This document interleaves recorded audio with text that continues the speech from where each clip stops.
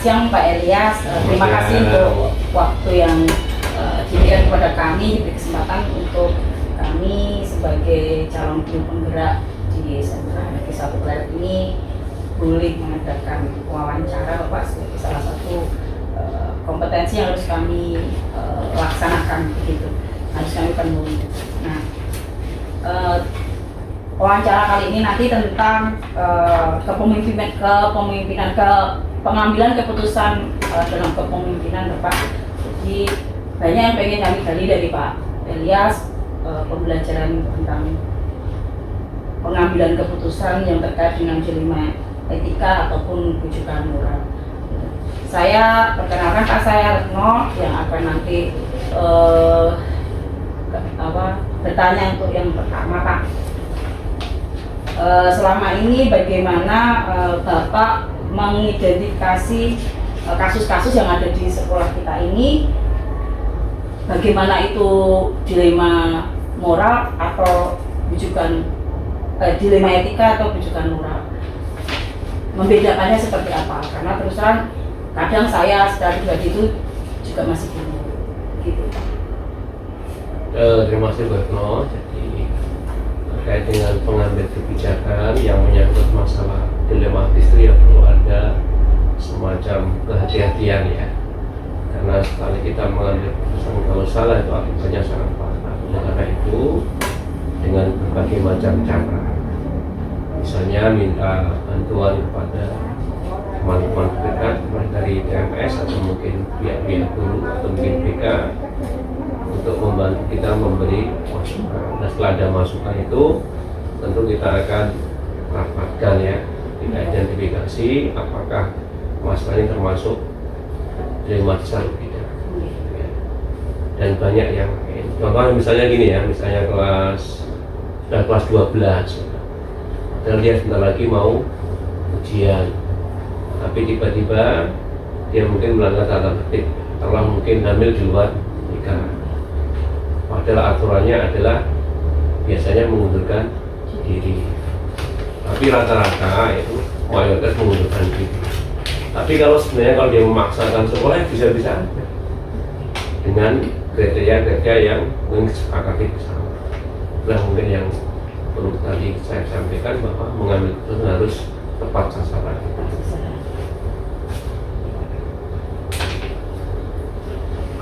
Berarti memang terkadang itu menjadi pemimpin itu ya Pak, harus banyak yang dipertimbangkan, mungkin masa depan anak gitu ya Pak, sehingga anak ini kan menentang aturan sekolah nih, tetapi tetap diperbolehkan karena ada untuk masa depan anak juga, mungkin letak dilemanya di situ ya Pak. Ya, bisa seperti itu, tapi kebanyakan karena dia malu dia mengundurkan diri. Tapi secara aturan sebenarnya boleh-boleh aja. Aturan sekolah nggak membolehkan, tapi aturan yang lain kadang-kadang membolehkan. Bahkan orang yang sudah terpidana saja itu sebenarnya bisa masih sekolah, bisa juga, tapi dengan kriteria tertentu. Tapi mayoritas yang saya temui jarang yang seperti itu. Rata-rata kalau orang sudah hamil duluan ya mengundurkan diri, atau mungkin dia pindah ke tempat sekolah yang lain. Itu biasanya kalau gitu. Terima kasih Pak untuk jawabannya. Ya, terima kasih Bu Retno, terima kasih Pak Kepala Sekolah. Selanjutnya saya nama Pak Jatmiko selaku CGT ingin menanyakan pertanyaan selanjutnya untuk Pak Elias selaku Kepala Sekolah di SMK Negeri 1 Pleret. Selama ini bagaimana Bapak menjalankan pengambilan keputusan di sekolah yang berhubungan dengan kasus-kasus di mana ada dua kepentingan yang sama-sama benar atau sama-sama mengandung nilai kebajikan? Ini bagaimana menjalankan keputusan yang memang itu dinikmati sama-sama benar dan sama-sama mengandung nilai kebajikan. Seperti apa Pak? Ya mudah saja, kalau sama-sama mengandung kebajikan tinggal nanti di skala prioritas saja mana yang lebih utama kan gitu. Apalagi tadi kan tidak ada cacat kan, semuanya mengandung kebaikan. Nah, sehingga perlu yang namanya skala prioritas. Apakah yang dijalankan yang si A atau yang si B tergantung situasi dan kondisi yang ada. Oleh karena itu ya tetap memperhatikan ya suasana kebatinan yang ada gitu ya. Jadi Saya rasa itu mungkin Pak Jatmiko ya. Jadi intinya kalau ada dua hal yang sama-sama baik menentukan keputusan, ya kita ambil yang terbaik lah, dengan tadi tetap memperhatikan lingkungan sekitar yang ada. Oke, tentunya di dalam pengambilan prioritas itu ada standar yang paling tinggi itu kira-kira apa Pak, yang skala prioritas itu dari kepentingan umumnya atau manfaat yang paling banyak atau seperti apa? Ya bisa kepentingan umum, bisa manfaat, tergantung sudut pandang kan gitu. Jadi saya katakan tadi itu tergantung situasi dan kondisi yang ada. Jadi kalau menyangkut misalnya dengan masyarakat, ya tentu nanti asas kemanfaatan dengan masyarakat. Kalau yang kepentingan siswa ya juga seperti itu, termasuk guru dan sebagainya. Saya rasa itu. Ya, terima kasih Pak Elias. Selanjutnya untuk Pak Ardi. Ya, terima kasih Pak Jatmiko. Ini Pak Elias, kemudian melanjutkan pertanyaan dari Pak Jatmiko tadi, kira-kira langkah-langkah atau prosedur seperti apa yang biasanya Bapak lakukan selama ini untuk kasus-kasus tersebut tadi? Dan lihat kasusnya ya. Jadi kalau yang menyangkut guru itu kan memang ada hal-hal yang perlu kita rahasiakan. Ya, tidak setiap yang kita tangani itu kita sampaikan ke sekolah atau manajemen. Paling tidak kalau ada kasus dengan guru ya kita ajak bincang-bincang di sini. Dan saya lebih suka itu tidak menerapkan bawahan dan atasan. Biasanya saya ngajak ngobrol ya sebelum nanti saya melakukan hal-hal yang sifatnya formal.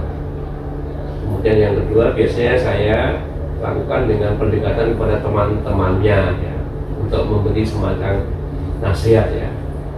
Itu pernah kita lakukan di sini. Misalnya kalau kita menghadapi guru yang mungkin saya anggap di sini sudah senior, kemudian menurut saya sedikit agak bandel dalam hal tidak melaksanakan tugasan, ya biasanya saya pendekatannya adalah mendekati teman-teman akrab dia.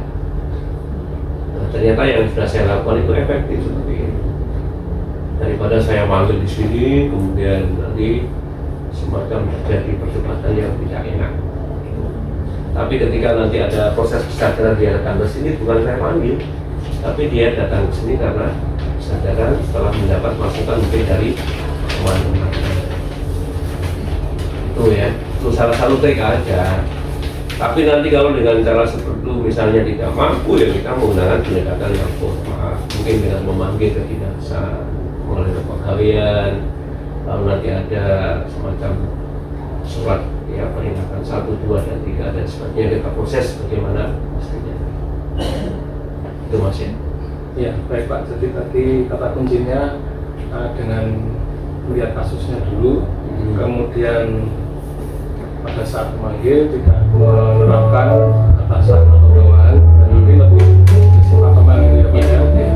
Dan yang terakhir pendekatan dengan rekan sejawatnya. Terima kasih Pak atas jawabannya. Selanjutnya silakan Bu Hadi. Terima kasih Pak Edi. Terima kasih Pak Elias atas kesempatannya. Kita boleh berbondong-bondong ke sini. Lanjut ke pertanyaan berikutnya nih Bapak. Mohon maaf tadi Bapak sudah begitu menjelaskan mengenai ada memang di dalam suatu sekolah itu ada berbagai banyak kasus ya yang berkenaan dengan dilema etika maupun juga kehidupan moral. Dari pengalaman Bapak nih menangani dalam berbagai kasus yang bermacam-macam dan banyak itu tadi, menurut Bapak selama ini hal-hal apa yang sekiranya itu efektif dalam pengambilan keputusan pada kasus-kasus yang tentunya kadang-kala di luar dugaan kita gitu. Tiba-tiba ada kasus semacam itu dan mungkin juga berbeda.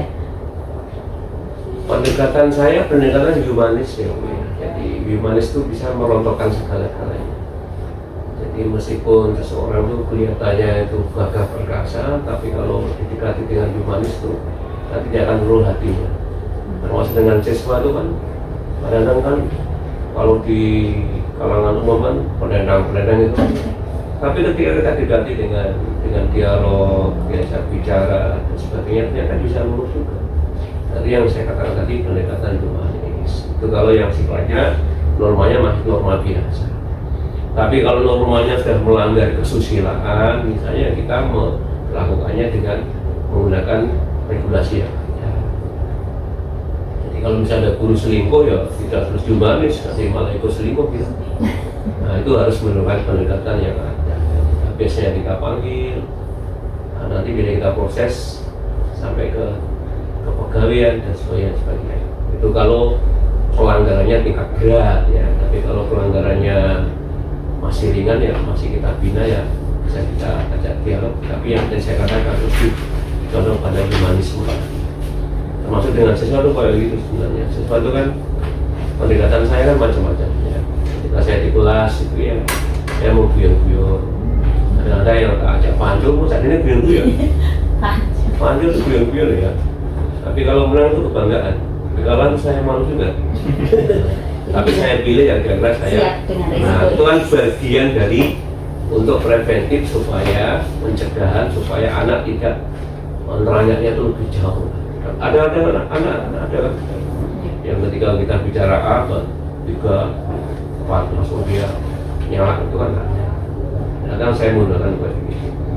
Tapi sebenarnya tujuannya adalah untuk pencegahan supaya itu tanda petik itu dia tetap menghormati yang lebih dewasa, apalagi pada gurunya lagi. Jadi memang lebih memprioritaskan mengenai pendekatan humanis itu. Iya, iya. Tergantung dari kasus. Makanya kalau saya di sini ya siapapun yang izin ke saya tidak ada kata tidak boleh. Yang ada adalah njih Pak, njih Bu, izin kemana saja silakan. Yang penting bertanggung jawab. Saya tidak pernah mempermasalahkan saya Pak Latif izin kemana Pak, acara apa Pak, itu saya lupakan. Yang saya jawab pertama kali adalah njih Pak, njih gitu aja. Bahkan baca aja mungkin tidak.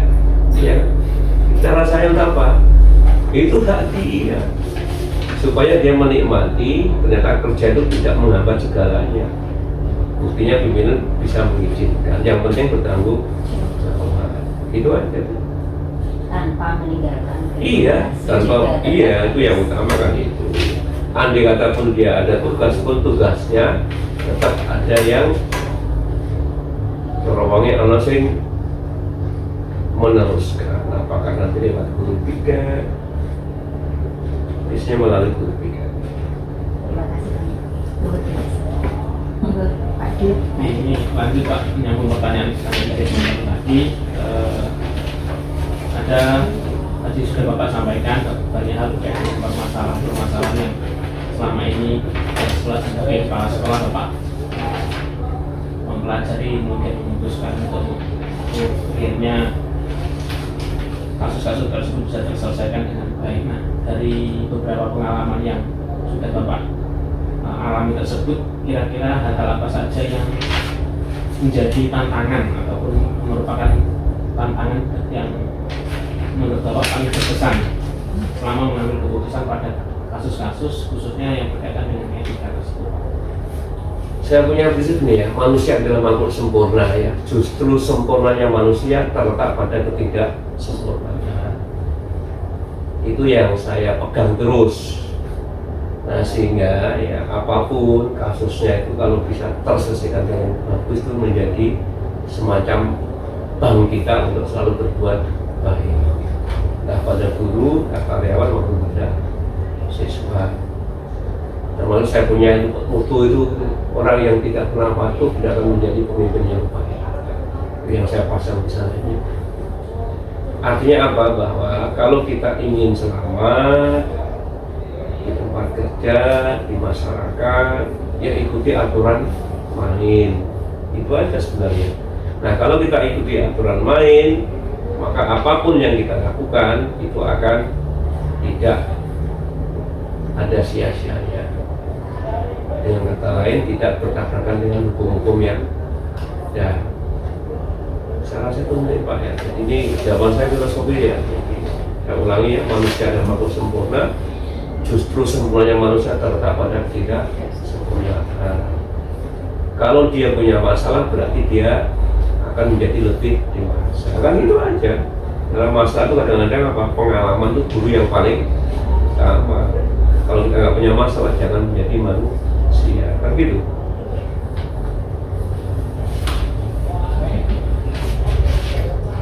Bagaimana Pak? Gimana? Kalau untuk mungkin selama menjalani SMK Negeri Pleret ini sendiri terkhusus, kira-kira permasalahan apa yang menurut Bapak paling tertantang untuk Paling tertantang itu saya mengindikasi bahwa tidak semua guru peduli terhadap siswa, tidak semua karyawan peduli terhadap siswa. Buktinya apa? Di kelas-kelas banyak vandalisme, di kelas-kelas dan lingkungan sekitar itu kotor sekali. Itu kan bentuk ketidakpedulian. Taunya mungkin hanya guru itu hanya mengajar, padahal mengajar itu bagian kecil dari guru. Guru itu justru lebih pentingnya adalah bagaimana dia mendidik. Mengajar di era sekarang itu ya banyak sumber belajar, misalnya dari internet ya, dari yang lainnya. Tapi kalau mendidik itu nggak ada gantinya. Nah itu yang harus kita skala prioritaskan. Nah setelah saya identifikasi tadi ya, maka pelan-pelan saya beri contoh, karena saya bukan yang suka hanya ngomong doang ya, tapi saya memberi contoh bagaimana bisa menata lingkungan. Bisa dilihat ketika saya datang pertama kali dibandingkan dengan yang sekarang. Di kelas-kelas misalnya bisa dilihat ya, sekarang mulai sedikit tertata. Di kamar mandi sekarang sedikit banyak itu sudah tertata, tidak banyak tulisannya, meskipun masih ada satu dua nggak masalah, tapi kita perhatikan betul. Nah itu. Jadi tiap misalnya kita harus tepat dan caranya juga harus tepat. Dan ternyata apa yang saya risaukan itu ya benar kan? Diakui kan? Coba kalau kita berdiri semua, ya nggak mungkin. Siswa nantang gurunya nggak mungkin, gitu kan? Ya nggak. Ternyata kan terbukti sekarang sedikit sekali sekarang, bahkan tidak ada siswa kita dalam sekian bulan yang nantang gurunya kan nggak ada lagi. Kalau saya dengar nantang ditantang biasa ya. Itu ya. Iya, sudah terjawab Pak. Artinya apa namanya yang salah satu yang berkesan terkait dengan permasalahan yang selama ini ditangani oleh Pak Ilyas adalah terkait dengan penataan SDM. Iya itu maksud ini loh. Ini satria itu barang sepele ya. Dulu ketika saya datang pertama kali nggak ada yang pakai Pak Jat ya. Nah itu maksudnya nggak pakai itu. Nah, satria ini penting karena apa? Satria itu sebagai ruhnya pegawai yang ada di daerah Dengkuan Surakarta. Ini sederhana, tapi kalau maknanya di dalam itu itu. Oke, terima kasih Pak. Ya, baik Pak. Melanjutkan pertanyaan dari Pak Abdul. Saya Hardiano, CPT Angkatan 9 Kabupaten Bantul. Pertanyaan berikutnya untuk Bapak, apakah Bapak memiliki sebuah jadwal tertentu dalam sebuah penyelesaian kasus dilema etika? Apakah Bapak langsung menyelesaikan di tempat atau memiliki sebuah jadwal untuk menyelesaikannya? Untuk atau prosedur seperti apa yang Bapak jalankan? Tergantung situasi dan kondisi. Kalau saya menemukan guru merokok, ya saat itu saya selesaikan. Saya langsung tunjukkan perdanya. Anda tidak boleh merokok di lingkungan sekolah. Boleh merokok silakan, tapi kepalamu di jalan situ. Saya bilang gitu, itu saat itu juga. Kadang-kadang ya, kalau saya melihat orangnya agak senior ya, berkali-kali saya pandang menghambat kemajuan sekolah ya, saya panggil ke sini untuk diajak dialog. Tapi nggak membuat juga. Adanya sampai nunggu pensiun, alhamdulillah. Misalnya itu kan nggak apa-apa. Itu penyelesaian masalah juga loh ya. Daripada kita nanti misalnya dialog terlalu seru dan menimbulkan sakit hati, ya lebih baik kita tunggu sampai pensiun. Itu ada ya kayak gitu. Ya. Ya, baik Bapak. Jadi tergantung situasi dan Kondisi tidak terjadwal lah. Kalau terjadwal malah boleh-boleh masalah nantinya kan. Iya kan? Gitu. Terima kasih Pak. Selanjutnya Bu Retno, silakan. Nah, yang melanjutkan kembali ke Pak, kalau misalnya seperti pembinaan segala macam itu sifatnya antisipasi nggak Pak? Jadi misalnya itu ada penjadwalan misalnya kalau di kita kan sebulan sekali, itu berarti tidak termasuk dilema etika tadi, tapi lebih ke organizing gitu, mau organisasi. Pertanyaan selanjutnya, selama adakah seseorang atau ya faktor-faktor apa yang selama ini mempermudah atau membantu Bapak dalam pengambilan keputusan dalam kasus-kasus dilema etika? Maksudnya mungkin tokoh atau panutan nggak Pak? Kira-kira yang selama ini. Nah, kalau model seperti itu kan karena kita lakukan pembinaan rutin, itu kan artinya hukum yang berlaku adalah asas kebersamaan. Jadi asas kebersamaan dan asas kepatutan itu. Nah kemudian karena di era sekarang itu era digitalisasi ya, kadang-kadang kan ada misalnya yang kita bisa berdialog langsung karena saya nggak dibatasi oleh tadi situasi yang harus formal kan. Jadi kalau tokoh tertentu di sini ya nggak ada, rata-rata semua pegawai ini sama. Nah, tinggal bagaimana nanti kita berkomunikasi satu dengan yang lain. Jadi nggak ada di sini tokoh yang dominan siapa, nggak ada. Eranya lain. Misalnya kayak di luar gitu terinspirasi oleh siapa misalnya begitu? Ya banyak lah, kalau banyak ya. Yang terutama yang terkait dengan biasanya kan kalau dalam bidang keagamaan ya biasanya para nabi, para rasul itu ya. Kalau dalam bidang pemerintahan yang tertentu lah lagi ya gitu. Dan kalau secara umum sebenarnya kalau di Jogja kan banyak ajaran yang dari Jawa yang sangat menginspirasi, termasuk Satria ini. Satria ini sebenarnya kan aplikasi dari nilai budaya Jawa. Tulisannya itu Satria itu kan sebenarnya kalau pegawai di Jogja itu melaksanakan Satria ini ya semuanya tidak ada yang terlambat, semuanya selalu profesional kan gitu. Cuma saya kadang-kadang masih sebatas hanya ping itu. Dan kemarin juga dilombakan loh ya Satria itu. Jadi penerapan nilai Satria di dalam pekerjaan. Kemarin yang tingkat sekolah yang juara satunya SMK Negeri 6 ya, itu kan applicable terhadap nilai budaya luhur di sekolah. Tidak saya sebutkan bahwa tokoh atau panutan itu lebih ke budaya kita, membawa budaya kita, kebiasaan baik atau kebajikan dari budaya kita itu dijadikan value, nilai itu yang sifatnya universal dijadikan semacam pedoman bersama untuk dilaksanakan.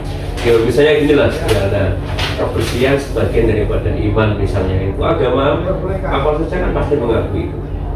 Nah maka ketika kita sudah mengakui kebersihan sebagian daripada iman ya, mari kita coba laksanakan kebersihan di lingkungan paling kecil mungkin, lingkungan sekitar kita sampai ke di luar kita kan.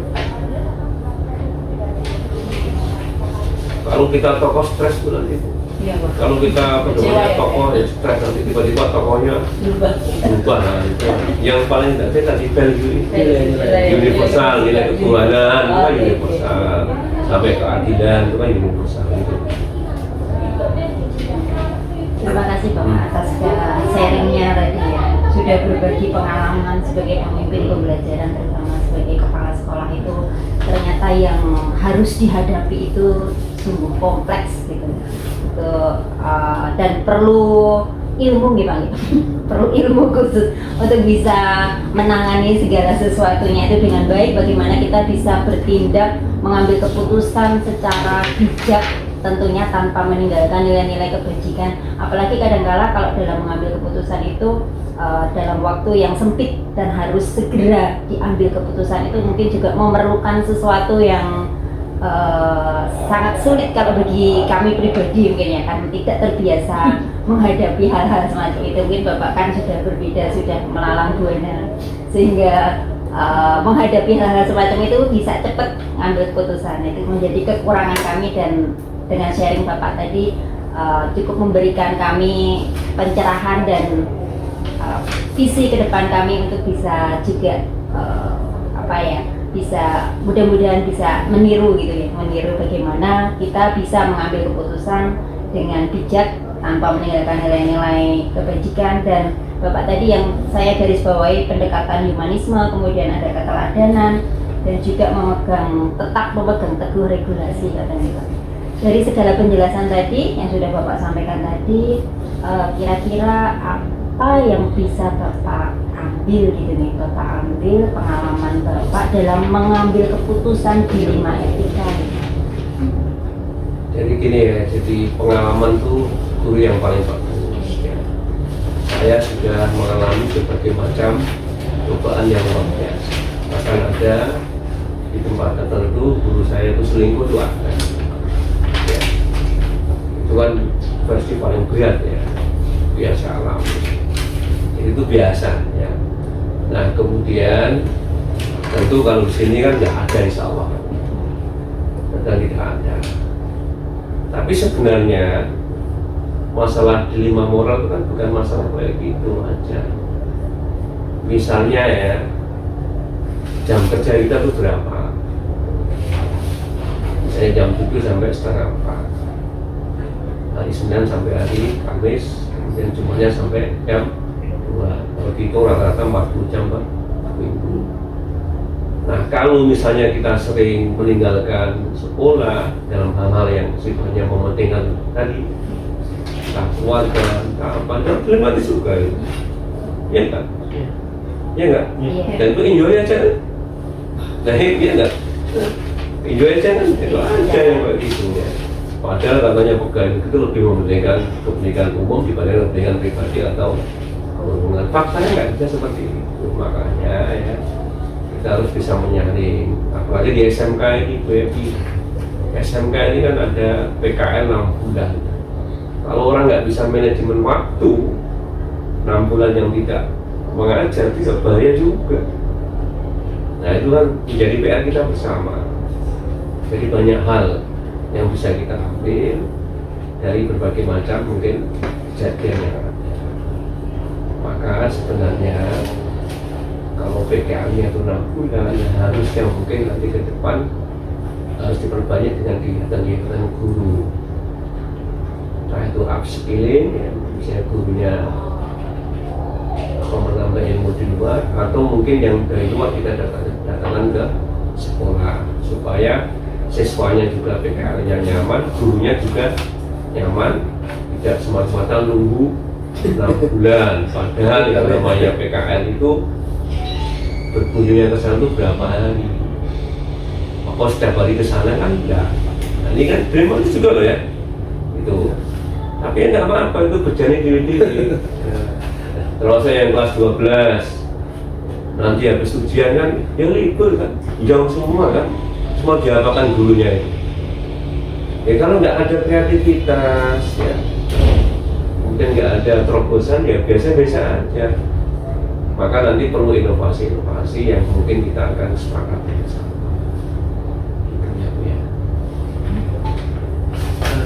Mungkin satu dari pengalaman Bapak dalam selama ini memimpin instansi ini, telah mengambil beberapa putusan-putusan yang mungkin mengalami tadi dilema etika, membutuhkan moral tadi.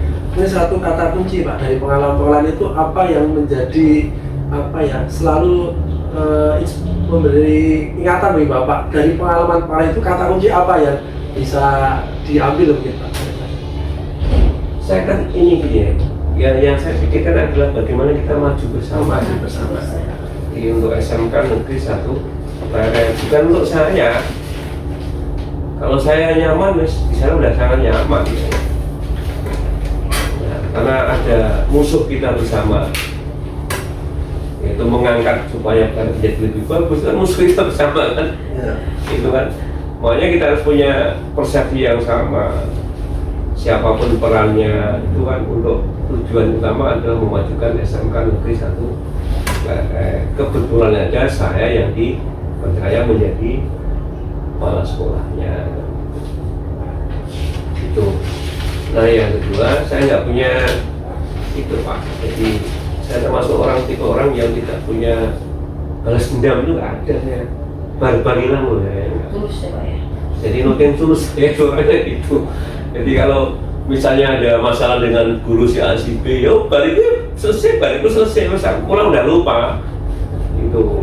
Makanya bagi saya nggak masalah ya ketika ada 1-2 orang yang ketika ada dapat sebuah tugas mungkin dia tidak melaksanakan, saya nggak begitu peduli. Tapi tetap saya untuk mencari jalan keluar. Terima kasih Pak Kepala Sekolah. Kita tadi sudah berbincang-bincang tentang pengalaman Pak Kepala Sekolah dalam mengambil keputusan yang berhubungan dengan dilema etika dan kebijakan moral. Tentunya banyak pelajaran yang bisa kita ambil. Semoga kita nanti ke depan bisa meniru, bahkan bisa terinspirasi dari pengalaman Pak Kepala Sekolah untuk kita ke depan lebih bijaksana dan lebih bisa mengambil keputusan secara bijaksana menghadapi dilema etika dan dilema moral. Itu rasa terima kasih kami aturkan kepada Bapak Kepala Sekolah, Pak Ilyas, Sarjana Pendidikan Pendidik serta Engineering. Apabila kami dalam berwawancara ada kekurangan, ada kesalahan, atas nama rekan-rekan kami mohon maaf yang sebesar-besarnya. Kita akhiri, Assalamualaikum warahmatullahi wabarakatuh.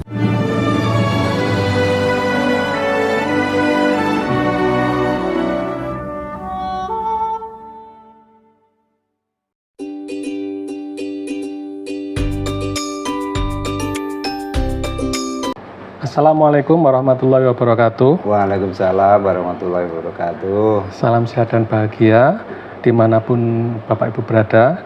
Berjumpa lagi dengan saya Hardianto, CGP Angkatan 9 Kabupaten Bantul. Pada kesempatan ini saya akan melakukan demonstrasi kontekstual modul 3.1, yaitu pengambilan keputusan berbasis nilai-nilai kebajikan sebagai pemimpin. Nah, pada kesempatan ini saya akan melakukan wawancara dengan beliau Bapak Mujari Magister Pendidikan, yaitu Kepala Sekolah SMK Negeri 1 Bantul. Oleh karena itu, mari kita simak bersama-sama. Selamat pagi, Pak. Selamat pagi, Mas Hadi. Bagaimana kabar Bapak hari ini? Alhamdulillah sehat. Semoga Mas Hadi juga sehat, sekeluarga, masuk teman-teman ya. Iya, Pak. Yeah. Mohon maaf Pak mengganggu waktunya untuk beberapa menit ke depan. Izin di sini saya akan mewawancarai Bapak tentang bagaimana mengambil keputusan sebagai pemimpin dalam sebuah kasus. Yang mana dalam kasus tersebut mengandung unsur dilema etika, yaitu kita harus memilih dua opsi keputusan yang secara moral kedua-duanya benar namun bertentangan. Karena sama-sama mengandung nilai kebajikan. Kalau boleh tahu, saya tahu, pernahkah Bapak menghadapi kasus yang berupa dilema di sekolahan Bapak? Baik, Pak Ardi. Yang namanya perjalanan sebagai seorang pemimpin tidak akan bisa lepas dari sebuah kasus atau permasalahan. Dan itu yang menarik sebetulnya sebagai seorang pemimpin. Terima kasih atas jawabannya. Selanjutnya, selama ini bagaimana Bapak dapat mengidentifikasi kasus-kasus tersebut merupakan dilema etika atau bujukan moral? Dilema etika yang disebutkan tadi, yakni harus memilih dan membuat sebuah keputusan yang mana kedua opsi, kedua-duanya secara moral benar, tetapi saling bertentangan. Sedangkan bujukan moral, kita memilih dan membuat keputusan antara benar dan salah. Silakan Pak.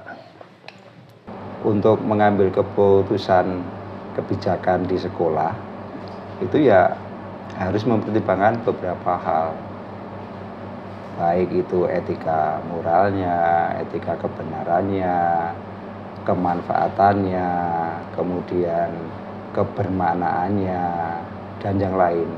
Artinya bahwa sebuah kebijakan sekolah endingnya itu untuk mengantarkan siswa menjadi kompeten di bidangnya masing-masing. Ini kata kuncinya.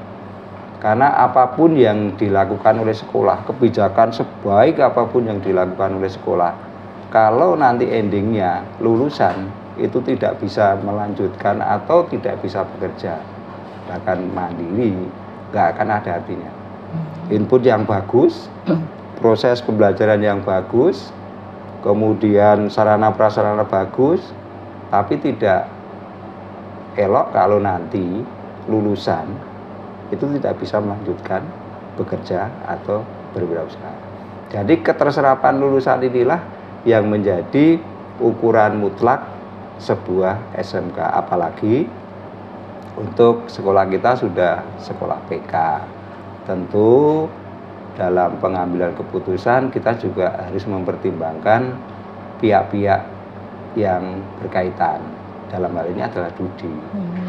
Seperti apa Dudi, keinginannya, kemudian kebutuhan sekolah seperti apa, komite seperti apa, dukungannya, SDM yang kita miliki, sarana prasarana. Ini sangat penting sekali dalam mengambil sebuah kebijakan. Nah, menyangkut etika tentu kita berpedoman bahwa apa yang akan kita putuskan itu nanti benar dan tidak benar, menurut aturan atau tidak, kemudian dampaknya seperti apa, kemudian kalau nanti kita lakukan resiko yang kita hadapi apa. Nah, ini perlu sangat penting untuk dipertimbangkan ya. Karena walaupun ini organisasi sekolah, tetap bahwa kita itu hidup di masyarakat. Kita tidak bisa lari dari kenyataan itu. Apa yang dibutuhkan masyarakat, kebutuhan di luar sana mesti kita akomodir. Gitu. Tidak hanya semata-mata itu untuk sekolah, tapi kebutuhan-kebutuhan yang lain itu harus kita pertimbangkan. Ya, baiklah Pak. Jadi tadi cara Bapak untuk mengidentifikasi kasus apakah itu bujukan moral ataupun dilema etika. Selanjutnya Pak, selama ini bagaimana Bapak menjalankan pengambilan keputusan di sekolah Bapak, terutama untuk kasus-kasus di mana ada dua kepentingan yang sama-sama benar dan sama-sama mengandung nilai kebajikan? Itulah dibutuhkan seorang leadership yang butuh pengalaman di lapangan. Karena yang namanya pengambilan keputusan itu betul bahwa sama-sama nanti bermanfaat, sama-sama itu menjunjung tinggi nilai etika, moral, kemudian kebermanfaatannya. Tapi harus lebih dipandang lagi, lebih detail lagi sejauh mana goal yang akan dicapai. Nah, dari itu nanti kita akan mengambil kebijakan yang paling sedikit resikonya, tetapi nanti dalam hal ini adalah kita bisa melakukan, dan itu kita harus punya analisa bahwa bisa dilakukan, terukur, kemudian dampak terkecil itu yang harus dipikirkan.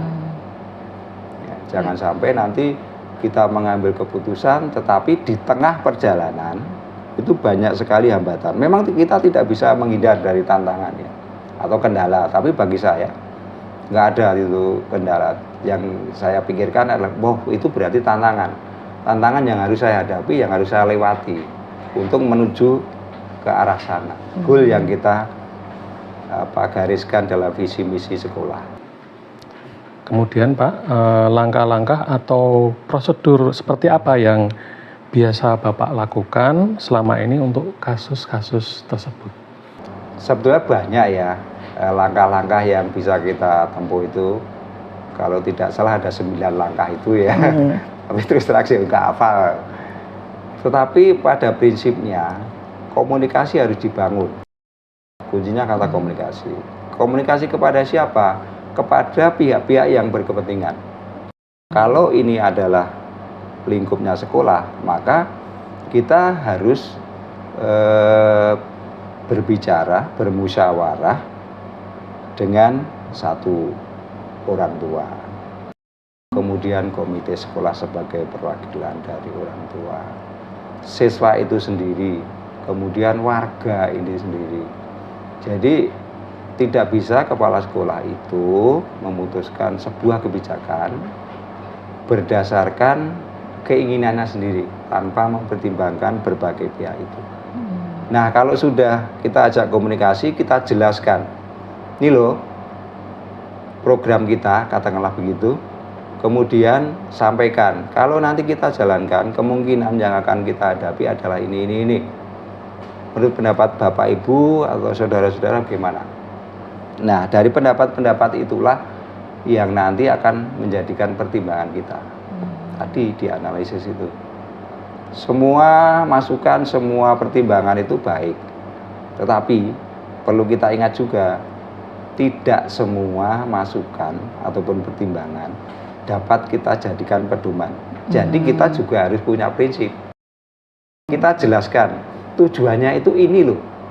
Nah, cara mencapainya ini. Kemudian apa yang akan kita lakukan seperti ini. Nah, kalau itu sudah kita jelaskan, mereka sudah paham, maka kita bisa bergerak satu visi. Walaupun pendapatnya bisa jadi berbeda. Karena tidak mungkin 10 orang kok semuanya sama pendapatnya, nonsen, tidak bisa. Tapi dari pendapat yang berbeda itulah kita harus komit bahwa tujuanlah yang akan kita capai itu harus dicapai bersama. Baik Pak, pertanyaan berikutnya. Hal-hal apa saja yang selama ini Bapak anggap efektif dalam pengambilan keputusan pada kasus-kasus dilema etika tadi? Baik, kalau dikatakan langkah paling efektif itu juga tidak 100% bisa disampaikan. Artinya tergantung pada konteksnya. Tergantung pada konteksnya, apa permasalahannya, dan yang lainnya. Karena satu tujuan belum tentu bisa dicapai dengan cara yang sama. Bisa jadi untuk tahun ini, hal ini biasa saja. Tetapi mungkin di tahun depan itu kendala gitu. Contoh kasus ya, unit kos untuk siswa per tahun itu kan berbeda-beda. Misalnya di Bismen di tempat kami itu 5.100.000 rupiah per siswa per tahun. Kemudian itu ditopang dari APBD dan BOS. Nah, karena sudah ada SE-nya, maka sekolah menggandeng komite untuk mengajak orang tua untuk bisa berpartisipasi aktif di dalam pembiayaan siswanya. Anaknya sendiri sebelum nanti ya kembali itu.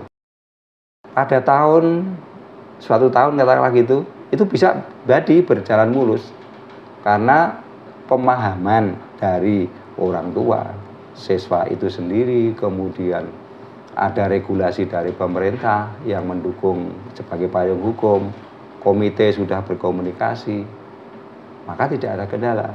Tetapi bisa jadi di suatu saat karena ketidakpahaman dari salah satu unsur bisa jadi masalah. Contoh, maaf ya, ada orang tua yang tidak ikut dalam rapat pleno komite sekolah. Nah, apa yang ada di pikiran beliau itu yang akan muncul. Apalagi kalau beliaunya itu tidak mau komunikasi dengan sesama POT, paguyuban orang tua. Taunya yang opini dari masyarakat bahwa sekolah itu gratis. Maka yang muncul nanti pasti berbeda. Nah, kalau itu sampai ada di tangan pihak-pihak yang tidak, ya, pihak-pihak yang tidak berpihak pada proses pembelajaran di sekolah, pasti akan jadi masalah. Nah, kita harus pandai-pandai untuk mensikapi itu. Jalan keluarnya gimana? Presensi yang ada di rapat paguyuban orang tua itu harus kita cek. Karena itu merupakan salah satu prasyarat bahwa keputusan diambil apabila 2/3 dari anggota orang tua itu hadir.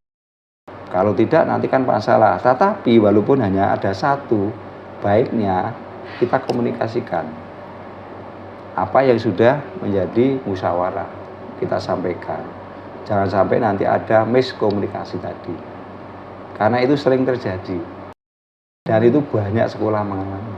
Baik Pak, jadi kita kata kuncinya adalah komunikasi gitu ya, supaya nanti terjalin komunikasi yang baik antara semua pihak. Baik Pak, pertanyaan berikutnya, hal-hal apa saja yang selama ini merupakan tantangan dalam pengambilan suatu keputusan pada kasus-kasus yang ada unsur dilemanya tadi? Kalau saya, tantangan itu merupakan kebahagiaan bagi saya. Karena semakin banyak mengalami tantangan, itu semakin dewasa cara kita berpikir. Dan semakin banyak, karena pengalaman itu, maka kita bisa mengambil sebuah kebijakan berdasarkan pengalaman itu sendiri. Kalau yang paling heboh ya informasi yang tidak berdasar pada kenyataan. Contoh kasus, maaf lagi-lagi ya, di sekolah ini kan dapat DAK, dana alokasi khusus dari Pemda, dari Direktorat melalui Pemda. Tapi yang tidak tahu itu bisa dipresetke bahwa sekolah minta sumbangan ke orang tua untuk bangun itu. Ini sangat heboh itu. Dan itu sering dialami juga. Tidak hanya saya sendiri, tapi teman-teman juga, yang lain juga mengalami.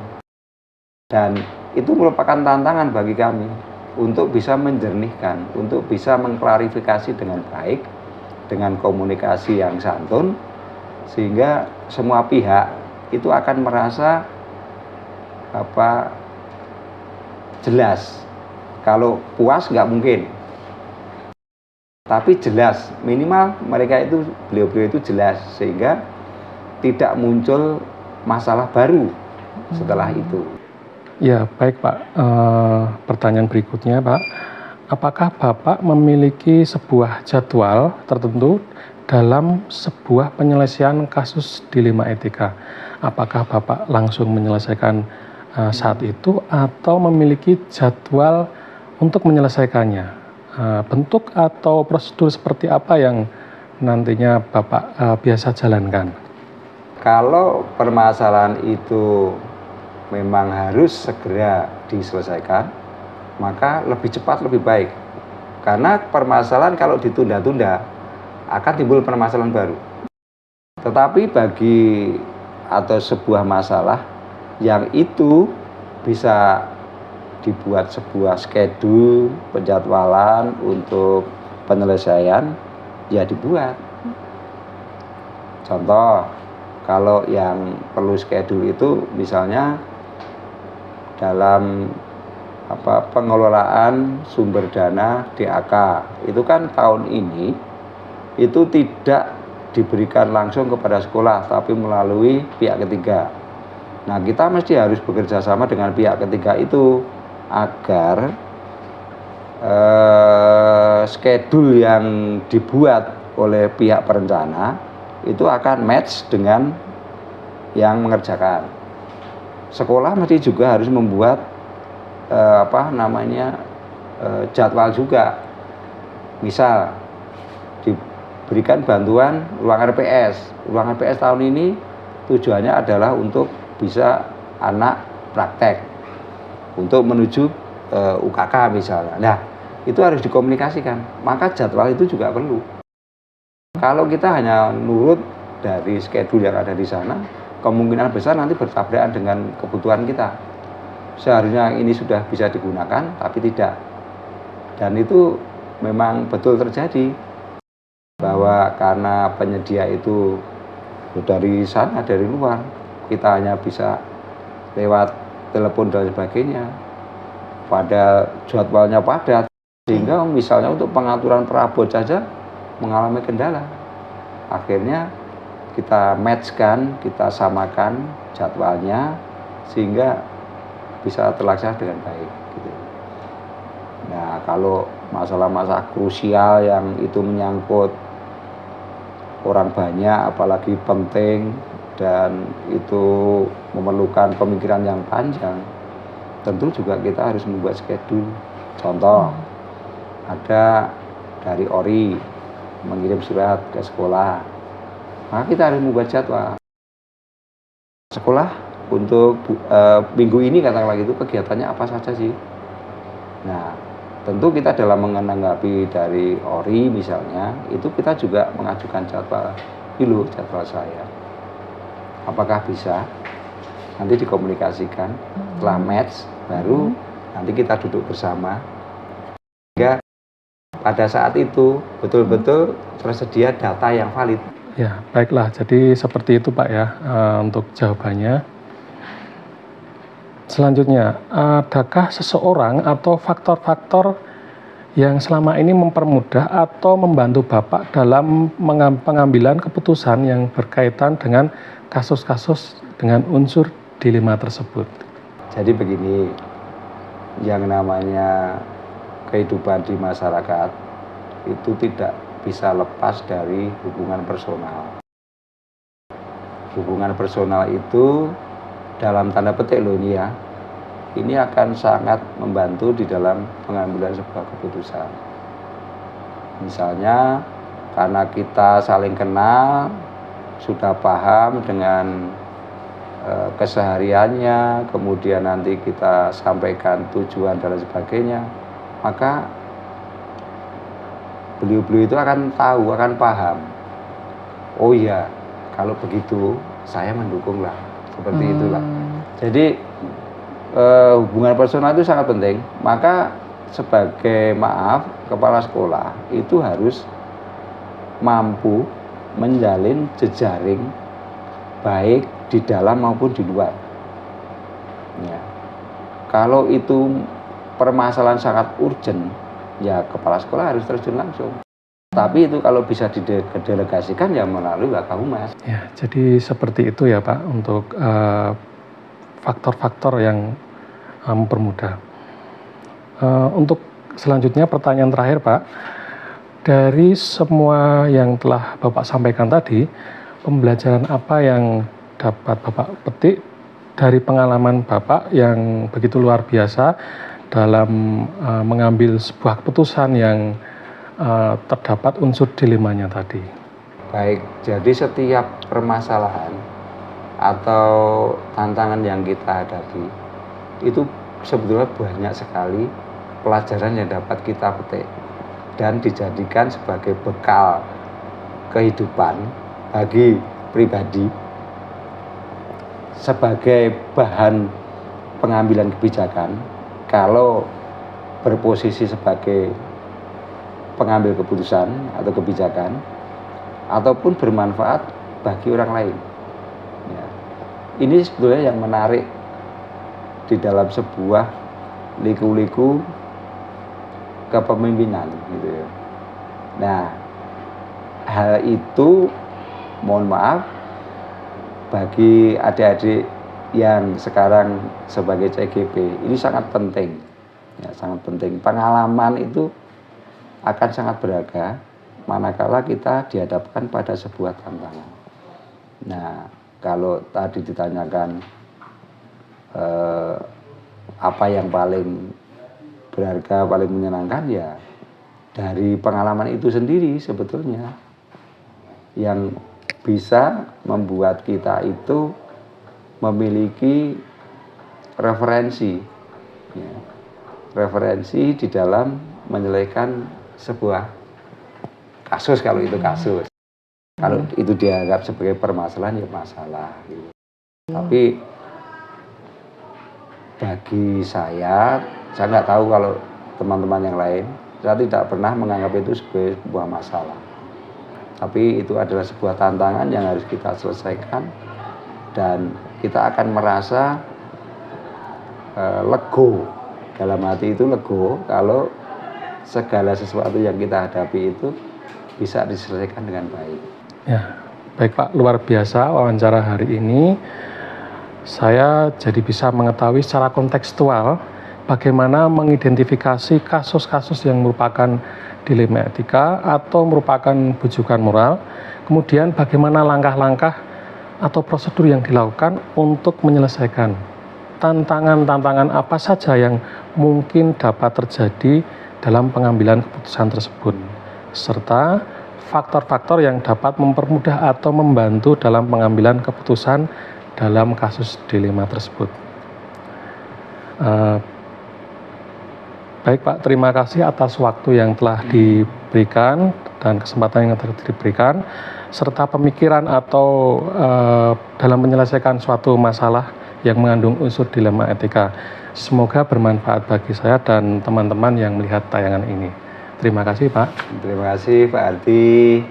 Semoga apa yang saya sampaikan ini juga bisa menambah sedikit saja ya wawasan atau pengalaman untuk Pak Ardi beserta teman-teman di dalam mengarungi kegiatan CGP yang akhirnya nanti akan dipraktekkan pada saatnya nanti gitu ya. Ini hanya pengalaman kecil saya yang bisa saya ceritakan.